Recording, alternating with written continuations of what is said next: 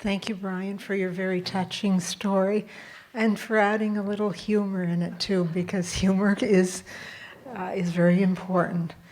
Right now, I'd like to introduce you to Dr. Laurie Wood, whom Brian was talking about. Dr. Wood is a medical oncologist at the QE2, and so I think a lot of us in the room know Dr. Wood. Welcome. Thank you. Well, thank you. And Brian, I will pay you later for all those kind words. Thank you, Karen, for inviting me to speak on behalf of KCC. And I want to personally thank Karen for, is it 8 years or 9 years? 9 years of tireless dedication to Kidney Cancer Canada. Karen was one of the very first members of the board of directors and has not only worked for New Brunswick patients, but for all of Atlantic Canadian patients. So she's been a tireless advocate at KCC for that organization, but also for Atlantic Canadian patients. And Karen would love help. So if anybody wants to help Karen as well with all different types of projects, she'd be more than happy to hear from you. So thank you, Karen. We have an agenda which we're kind of following. Karen's going to tell me when it's about 2:35. And we had, you actually get a double billing with this patient education session. So when I see patients that don't have curative cancer, I tell you quite honestly that your cancer is not curable, but I say our goal is to keep you feeling as well as we can for as long as we can. And that involves a medical, physical aspect and also the psychosocial aspect, which is huge. And so the double billing today is I'm going to talk a little bit about the kind of physical medical part, and then Dr. Janice Howes is going to talk a little bit about the psychosocial care that all of us need, not just patients, but caregivers, healthcare providers, etc. And Karen had asked me to talk about kind of recent advances, and the buzzword these days is immuno-oncology, which Karen mentioned. So I'm going to concentrate on that a little bit, but I realized to actually talk about that, there's a whole bunch of groundwork that we have to lay. And so I might not get through as much as you might have wanted on the immuno-oncology because there's a lot of groundwork and there's a lot to cover. But hopefully we have lots of time in question and answer period, which we're going to have as a group session, but also some breakout sessions. So with that, I'll proceed if that's okay with everybody. So in terms of kidney cancer, 70 to 80% of people are actually diagnosed with their kidney cancer in the kidney itself, or we think it's in only the kidney. As Brian's story pointed out, we cannot tell if there's microscopic cancer cells that have left the kidney until time, and time tells us. A lot of kidney cancers are now picked up when you're having an x-ray for something else. You know, you have pain that you think is a gallbladder or something, so you have an ultrasound and it just happens to pick up a kidney cancer. So more and more are picked up that way because we do x-rays for so many other reasons. Most, again, as it's in the kidney. And when I just want to kind of clarify lingo for you. So some doctors use the term mass, lump, tumor, spot, nodule, cancer. It's all the same. And so sometimes people come to me and say, well, he said it was just a nodule, or they said it was just a lump. But really, that's all the same. Sometimes you see an abnormality in an x-ray and it's something like, 5 or 6 millimeters. And you can't tell at that size what it is. Is it actual cancer? So that's where sometimes people will use the word nodular lump. But really what they should say is, we don't know what that is. When I see something that is cancer, I usually use the word cancer so that you know what I'm talking about as opposed to something else. No question there are benign lumps as well. But in somebody with a history of cancer, that's the first thing that goes through my head is that nodule actual cancer? So I'm sure you guys have heard people use these types of words, and so I just wanted to clarify that. So this is a kidney. I am not a surgeon. So again, kind of when I was listening to Brian's story, we're all good at different things, and that's the nice thing about medicine and a lot of careers is that you can go into different avenues, and you would not want me to take out your kidney, I can assure you. So that's why I'm a medical oncologist and not a surgeon. And so I rarely see kidneys, but this is what they look like. By the time you guys come to me, they're usually out. And they sit back here, right and left. And there's different types of kidney cancer. And so when you see a tumor in a kidney, it usually starts in the kidney itself. And so some people say kidney cancer, some people call it a renal cell cancer. Within that, there are different subtypes. The types that actually start in the kidney, 85% of them are called clear cell or conventional. And then there's a bunch of other subtypes like papillary, chromophobe, collecting duct, medullary.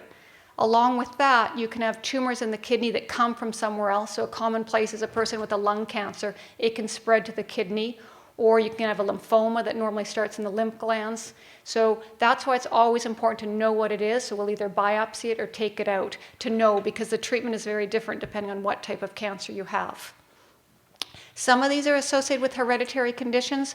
Probably only 5% of kidney cancers are related to hereditary conditions, but we'll always ask about that in history. And then there's 4 stages of most cancers, including kidney. 1 is if it's a small little lump, 4 if it's a spread, 2 and 3 are somewhere in between there. And that's true of almost all cancers. And you kind of need to, where we are now and where we're going really is largely based on the major advances in molecular genetics and things. And so in the old days, to actually look at genetics of tumors, we just didn't have the technology to do that. And then I'm sure all of you have heard in the news the Human Genome Project and things, and just the sheer ability to do those kind of things. So what we found was, what we did was we looked at kidney cancer and said, how are kidney cancer cells different from normal cells? And how they're different, can you then exploit it? And it was actually working on a hereditary form of kidney cancer called von Hippel-Lindau disease, or VHL, which there definitely are families in Atlantic Canada with that disorder. And looking at the genetics of their kidney cancer and then seeing, well, is that in non-hereditary kidney cancer as well? And lo and behold, it was in 85% of clear cell cancer. And so then it's like, okay, so what's different? How do we develop therapies? And so we found different targets, and you can see on the bottom of the slide, the different targets are VEGF, or vascular endothelial growth factor, mTOR, and then what we'll talk a little bit more about are checkpoints now in the immune system. PD-1's one of them, but there's some others as well. And so again, what's different about the cancer? How do we exploit that? So that kind of leads to research, and obviously everybody, depending on your job, research has a basis in many different fields, but especially in medicine. And there's a bunch of different types of research, and one is in the lab. So what happens in a test tube, or what happens in a petri dish, and then you move that into people. The second is an observational study, and that's where you just look at a whole group of people and what happens to them. So for example, exposure, people that were exposed to asbestos, what happens to them, and what types of cancers do they get. Cohort studies are, again, looking at big groups of people and just what happens naturally as opposed to you intervening.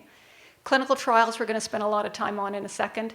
And qualitative research is more, so a lot of quality of life studies are qualitative, so not real numbers, but instead kind of qualitative as opposed to quantitative. And this is that whole bench to bedside. You take what's in the lab and then you gradually move it into the people. And so when I see patients, you've all seen me draw this picture. If you're my patient, I'll draw you a seed growing in soil. And I'll tell you that how you affect cancer is you either attack the seed, and that's traditionally what chemotherapy does, or radiation, or you affect the soil. You affect the environment which the cancer cell grows in.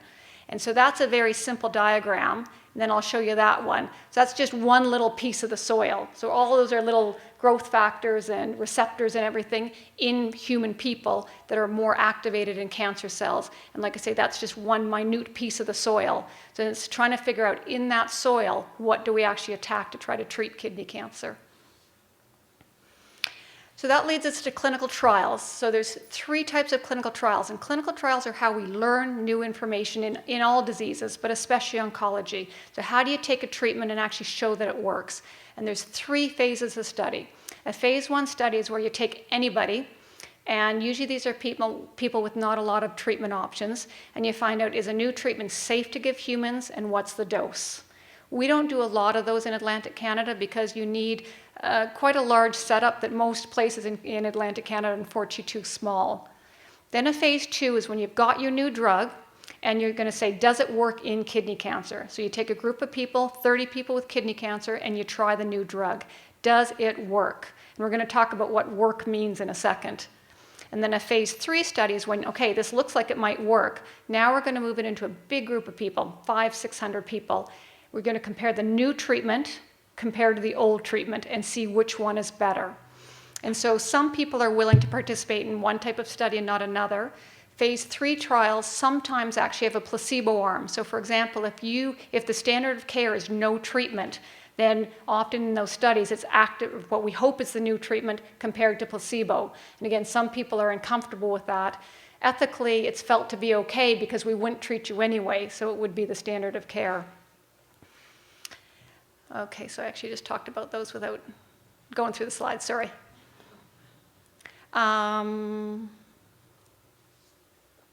So this is how do you know if it works? So you've got this new treatment, you're excited about it. It works in a test tube, it works in a petri dish, it works in a mouse. Does it work in a human? And so one is called response rate. Does it actually make the cancer shrink? And for some cancers that's important, and for some cancers that's not. So if you knew you had a growing kidney cancer and you got started on a treatment that's halted any growth, didn't make it shrink but it halted it, that's an okay thing. For other people though, if they're really, really sick from their cancer, usually the only way you're going to make them feel better is if you can actually shrink the cancer. So for some cancers and for some people, it's different what you need to try to achieve.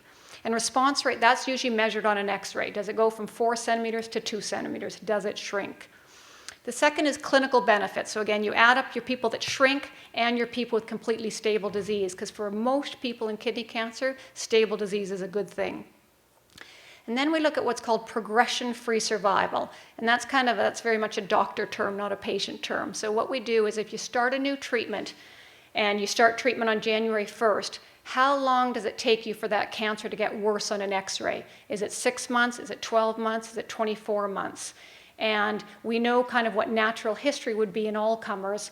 We don't know for any one person ever, though, how they're going to do. So that's why you need a study to look at 100 people or 200 people.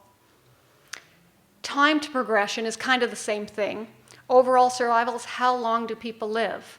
And if you, again, start treatment on January 1st, do people live 12 months, 24 months, 5 years, 10 years? So that's the outcome we look at. You can appreciate that in studies, if you're looking at survival, it takes a long time to get the results because hopefully patients live a long time.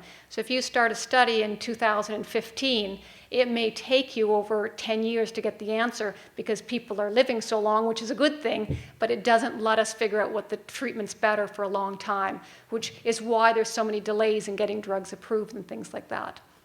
So we try to cheat with those ones that are shorter, like progression-free survival, what happens on X-ray. And in most cases, that has traditionally extrapolated to survival. If it keeps it away or keeps it from growing on an X-ray, usually that makes people live longer. But we're going to talk about a problem with that in a second. And then there's surrogate endpoints. So surrogate endpoints are none of the above. But basically, sometimes there's a lab data. So I don't know if anybody in the men in the room have heard about PSA for prostate cancer screening, but prostate cancer is a cancer that actually you can detect in some people in the blood. Kidney cancer doesn't have anything like that. Testicular cancer is the other one that has very good tumor markers. Then the other thing is pharmacological. So I start you on a drug that's supposed to target a certain pathway. I should be able to measure that pathway in the blood. And if it was really active before and the drug's working, it should be inactive after. It should work like that. But again, in kidney cancer, that has not panned out at all. So we do not have a lab test that can tell us if you're responding to the treatment, unfortunately. That's where a lot of research is right now. And then the other surrogate endpoints are quality of life. So again, my job is to make you feel as best as you can for as long as you can. So that's where performance status. Are you up and around doing things? Weight. Are you having a stable weight? Your pain. Are you on less narcotics than you used to be? And then simply quality of life. So if anybody's participated in a clinical trial, there are these questionnaires that are validated across different patient populations, and you get asked a whole bunch of questions. Symptoms like blood in the urine, shortness of breath, but also, are you psychologically distressed? Are you able to, do you have a good relationship still with your family? So they're trying to assess a whole bunch of different things. And those are very important. Those are really hard, though, sometimes to measure because they take a lot of time. And a 10-pound weight gain for one person might not mean the same as a 2-pound weight gain for another. So it's kind of hard across patients. But almost all studies should incorporate some of those things. To go on a study, you have to have an ethics-approved study. So I can't just start a study and say, let's go for it. So it has to be approved by a hospital. In Nova Scotia, that was traditionally each of the districts. Now that we're one big happy district, unfortunately, it has not translated into research yet. So you still need each of those traditional districts to agree, which is why most studies are only now offered in Halifax, because it's hard for the smaller hospitals to do all this. And you have to be the fit of the fittest. So you have to meet a whole bunch of criteria to be able to go on a clinical trial. So for example, your hemoglobin can't be really low. You can't be really sick. You can't often have tumor in the brain. You can't have had another cancer. So they are quite strict. And then you have to agree to go on it. I can't make you go on a study. I shouldn't make you go on a study. And so these are kind of a summary of the treatments for kidney cancer. So pre-2005, which is kind of when Karen and I would have met, there was old immunotherapy, and those were with drugs called interferon and interleukin-2. Given the shortage of time, we're not going to talk about those. Then between 2005 and 2015, there were a whole bunch of drugs that target the VEGF pathway, and that was the Sutin that Brian talked to you about, but there's others as well, or the mTORs. The mTORs we tend to use in the second line, not the first line. So we almost always offer that VEGF for the first line. Post-2006, there is new immunotherapy. Again, people are now branding it immuno-oncology, but it's immunotherapy. You can call it whatever you want. And then there's some other targets as well. So these are exciting drugs, and anybody that watches NFL football, anybody watch NFL football? You see those commercials for OPDIVO on the, yeah. So there's a lot of PR. It is a very promising field, but it is not the magic bullet that it's marketed as on TV. So they are very good for a subset of patients. They are not the panacea, and the drug companies, unfortunately, are making it sound like they are the best thing since sliced bread and we should all have them. They are very promising, and they do work very well for some patients, though. And basically, it targets your own immune system. And your immune system is made up of a whole bunch of different types of cells, including white blood cells. And you have two different types of white blood cells, T cells and B cells. And then within those, you have a whole bunch of different subtypes. They can either stimulate the immune system, or they can inhibit the immune system. So again, the drugs that we're going to talk about mostly are the first two, but there's these checkpoints in the immune system, and the way, that didn't turn out well, so I'm just going to talk. So the way I describe it to patients is, you've got your cancer cell, and let's just say it's the same as a flu bug or something. Your immune system is supposed to be able to go and fight that virus or bacteria or cancer cell. But sometimes what happens is you have a break in the system, meaning a break like on the car, B-R-A-K-E. And your immune system says, wait a minute, I don't want you to activate. Let's just hold everything in place. Don't activate. And the reason for that is partly when you have a virus or something is because your immune system doesn't want to go crazy and start fighting your normal cells. What happens in cancer is because the cancer is outwitting your immune system. I'm going to put the brake on in the system so that you can't get activated. So what this slide is do I have a pointer, Karen? Can I leave here or not really? Not really. Okay, so on the far, this side, right, there's those little red things, and those are your cancer cells. And then on the top thing is a funny cell that basically is supposed to recognize your cancer cells. And then it comes over to this side, and it's your T cells that then get activated. I'm just going to go to the next slide. So the red cell is your cancer, the green cell is your T cell. And your cancer cells have these things called PDL. And PD has the ominous name program death. It sounds kind of like Star Wars, but it's program death ligand. And your cancer cells have those on there. And then your T cell has those two little orange things that are receptors. And normally those two things attach, and they're the brake. What these new drugs do are those blue things. Those are blue things attached to your white blood cells so that that brake can't be put on your system. And so your cancer cells are allowed to show PD-1 and PD-L1 and get attacked. So basically, these new drugs take off the brake so that your immune system can be activated and start fighting the cancer cell on its own. And this is kind of so far, the products that are out there so far. So CTLA stands for cytotoxic T cell, so it's one of the types of your T cells. Though the top drug, and you can see I can't pronounce these, I doubt you can pronounce these, so we often go with the first syllable. So the first one we call IPI, and it's really ipilimumab. But IPI is approved for melanoma and works very well in a subset of patients with melanoma. The PD-1 drugs, nivolumab is the furthest along in kidney cancer. So NIVO was a phase 3 study was done in NIVO in patients that had Sutent, where it didn't work, or drugs like Sutent. Half of people got the old standard of care, half of people got NIVO. The half that got the NIVO live a lot longer than the half that didn't. So NIVO is now the new standard second-line therapy, it should be, in the world. It is not yet approved by Health Canada. So when a drug shows promising results, the companies file always with the FDA first in the US, then the European Union, then Canada. And somehow Canada always takes a little bit longer.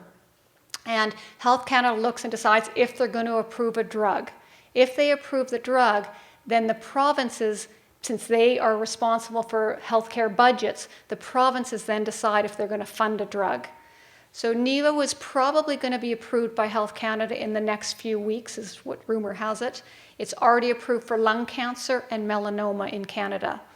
And then the issue is, when do the provinces fund it, and are they going to fund it? Because unfortunately, all of these drugs are phenomenally expensive. The drug underneath, Pembro, is a drug that's now approved for melanoma, looks very promising in bladder cancer, and there's definitely a lot of studies in kidney cancer. The PD-L1 inhibitor, so again, they just block the other side instead of this side, and they're all in clinical trials with kidney cancer. There's no results with any of them yet. And then there's vaccines as well, again, to affect the immune system. Those are in clinical trials, and we're waiting for the results. So those studies are closed now. So you can see all of these affect the immune system. NIVO is the furthest along, should get Health Canada approval shortly. All the others we're studying. So in terms of clinical trials as of today, and again, this is more to show you that there's a whole bunch of clinical trials. And in Halifax, we're doing the second one. The fourth one is already done, and people are very excited to see what the results are. So what we don't know is we don't know the best sequence. So we don't know if these drugs before the targeted therapy are better or not. So those are we have to wait to be seen. So far, it's only going to be approved in the second-line setting, not the first, but there's lots of studies. Are they better than Sutent or sorafenib or whatever?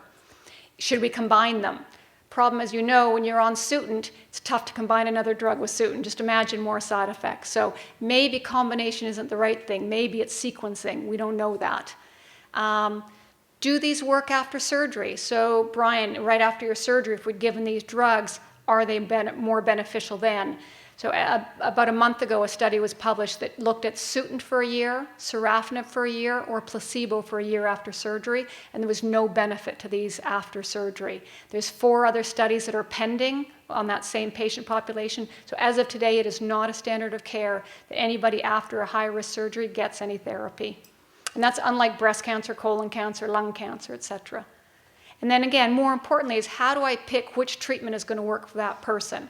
So how do I know? I want to be able to say, you are this person, this is your tumor, drug A is going to work for you, drug B is going to work for you. We know a little bit about that for breast cancer, we know a little bit about that for colon, and a little bit in lung, but we're nowhere near, unfortunately, yet in kidney. The Kidney Cancer Canada website, along with all the other information Karen told you, also has information on all the studies going on. And since I'm 5 minutes over, I'll leave it at that.